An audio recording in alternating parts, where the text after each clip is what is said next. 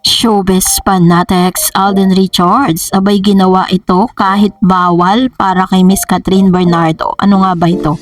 But before that, if you haven't subscribed yet to my YouTube channel, please don't forget to like, share, and subscribe at i-hit mo na rin ang notification bell for more showbiz updates. Bago tayo magpatuloy sa ating updates for today's video, nais ko po muna of course magpasalamat sa lahat ng mga legit viewers, subscribers at ang lahat ng mga legit na nagmamahal, sumusubaybay sa lahat ng ating mga updates. Maraming salamat po sa inyong panonood. At ngayong araw ay ilan sa mga paayuda nga ngayon ni Miss Catherine Bernardo kung saan present po siya sa birthday party po ni Dr. IB, which is may-ari po ng isang dermatologist doctor po siya. At ito po ang nag-aalaga sa skin ng ilang mga celebrity katulad ni Catherine, ni Mr. Dominic Roque, Bea Alonzo, and Nadine Lustre. So dahil dito namataan po ang ilang mga celebrity na naririto at isa nga dito si Miss Catherine Bernardo.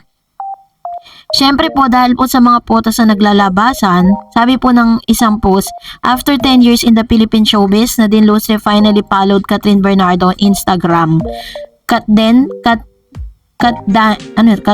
on Dr. Ivy's birthday party. So isa sa mga nag-DM or nag-post nag-message po na parang hinahanap si Mr. Alden Richards dito po sa party na ito, which is meron po nag-send na parang isang evidence na parang ito po ay parang wala pang direkta na konfirmasyon, pero ito po ay isang malaking ebidensya na parang kahit bawal yung ginawa na ito, or kung ginawa talaga ni Alden Richards to, is ginawa niya pa rin for the sake para lang masamahan po si Miss Catherine Bernardo sa nasabing event. Kasi meron pa nga isang vlogger parang meron nagsisensationalize nitong pangyayari na ito, na bakit daw si Miss Catherine ang namataang kasama sa party ay si Dominic Roque.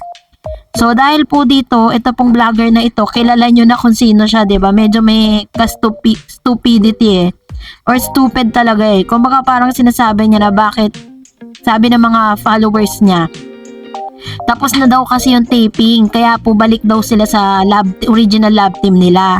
So ayan, nandiyan po si Dominic Roque, nandiyan po yung ilan sa mga celebrities na inaayusan. At ayan, sabi niya, tanong, bakit hindi si Alden ang kasama ni Catherine, si Dominic Roque ang kasama?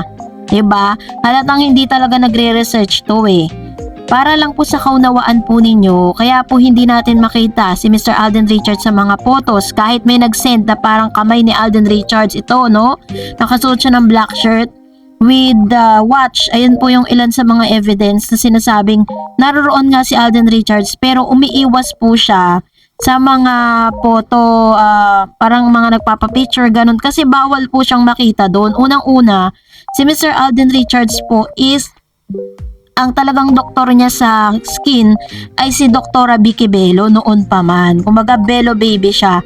So it's wrong at medyo medyo hindi po maganda sa paningin ng ilan. Kung makikita si Mr. Alden Richards dun po sa party ni Dr. IB, kasi pares pong si Dr. IB at si Dr.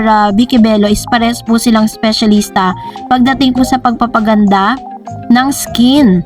So dahil si Alden po isa sa mga legit na supporters and talagang parokyano nitong si Dr. Vicky Bello. So bawal po 'yun kasi may kontrata po silang sinusunod. Kahit nga po banggitin ang pangalan ni Dr. Ivy ni Alden Richards, bawal.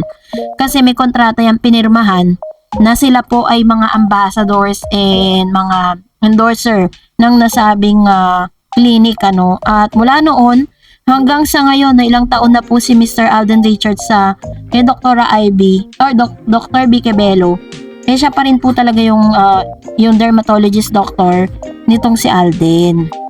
Kaya imposible po na makita or magpakita si Alden Richards dun sa party na yun. Pero natuwa naman ang lahat kasi yun nga rin yung ilan sa mga evidence sa lumabas. Pero gusto ko lang po linawin na wala pa pong direkta. Kasi kung tutuusin, bawal po talaga yun Pero sabi nga ng ilang mga netizen or Catden fans na parang ginawa ba ito talaga ni Alden Richards kahit bawal for the sake na masamahan niya lang si Miss Catherine Bernardo sa nasabing event.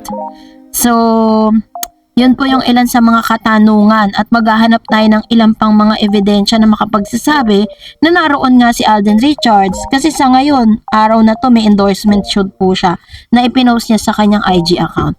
So anyways, narito naman ang ilan sa mga komento po ninyo at reaction patungkol naman sa ating latest updates. So magbabasa tayo at pipilitin po natin no, na mag-react sa ilan sa mga komento ninyo. Unahin po natin ang sabi ni Ma'am Shisabilita Katan. Naku, kahit anong sabihin nila, love namin ang cut din. Sa akin, walang nagkatotoong hula. Ayan. So, marami mang mga speculation or mga fortune teller naglabasan. Pero still, doon pa rin tayo maniniwala sa mga ebidensya, 'di ba? Sabi ni Ma'am Anna Vilgarde, ako naniniwala naman ako sa hula pero yung hindi bias, gaya ng sinabi ng nanghula, kinakat din, imposible naman na magkabalikan pa si Kat at Daniel. At lalong ayaw kong maniwala na di magtatagal ang Kat din kasi iba na po ang kilos ng Kat din ngayon. Mga in love na sila, Kat din forever. Tsaka isa rin sa mga ebidensya na talagang masasabi mong matibay, nung umatin po si Miss Catherine Bernardo ng concert ni Darren, natatandaan niyo yon? Tapos kumanta po si Darren ng kantang In Love Na Ako. Ang ginawa po nung kaibigan niya si Alora Sasam, tinuro niya si Catherine Bernardo. Ano po yung ebidensya na? Isang ebidensya yun eh. Dahil imposibleng hindi nagkukwento at hindi nakikita ni Alora yung estado ng puso ngayon ni Miss Catherine. Sabi ni guest person, at sa dami ng love team na hinulaan niya, bukod tanging Kat din lang ang may negatibong mangyayari. Bias yan si Jay Costura na yan. Gusto niya magkabalikan ng Katniel para hindi masira ang hula niya na magkakabalikan pa ang dalawa. This is really true. Kasi as I've said po sa mga latest videos natin, di ba? Kung pupuntahan niyo po yung channel niya sa YouTube channel, talagang after the breakup, meron talaga siya agad readings na magkakabalikan daw ang Katniel. Pero yun nga, mag-iisang taon na, baka dun po talaga siya masisira dahil hanggang ngayon, binibigyan niya ng false hope ang mga fandom po ng Katniel. Sabi po ni Annalisa Saratan, hindi po totoong hula, kaya nga hula bakit marunong pa ba sila sa Diyos? Kung totoo yan, hula, di sana bilyonarya na yan si Jay Costura. Yung COVID na sa Bible po, hindi dahil kay Costura. Basta ako Kat din lang. Love you Kat din. Ayan. I love this comment. Tama naman, diba? Na kung talagang magaling na mga hula si Jay, ba't hindi niya mahulaan kung anong lalabas sa loto at para maging mayaman na siya, 'di ba? So, yun talaga yung dun eh. Yun yung pinaka punot dulo ng lahat ng yan para talagang masabi talaga na fact ang lahat ng sinasabi niya. Sabi ni Razonian Marie Olga, the prediction sometimes tells the truth, but that's not all.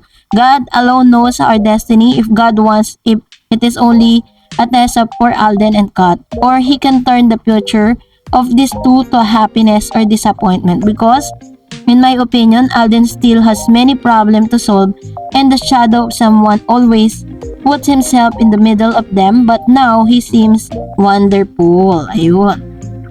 So ito naman yung kanya pong komento patungkol sa bagay na ito na parang syempre ang Diyos lang naman talaga nakakaalam ng destiny po natin, yung kahihinat natin, yung future natin.